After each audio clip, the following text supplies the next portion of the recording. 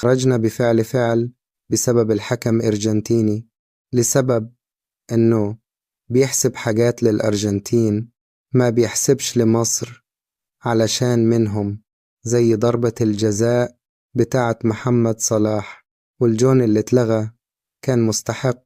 الجون الأولاني للأرجنتين كان تسلل وما راحش للفار.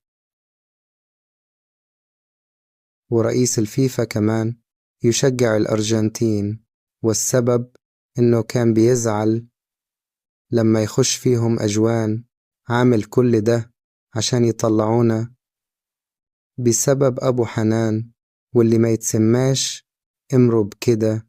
في النهاية احنا لعبنا لعب كويس، يسلم يا فراعنة.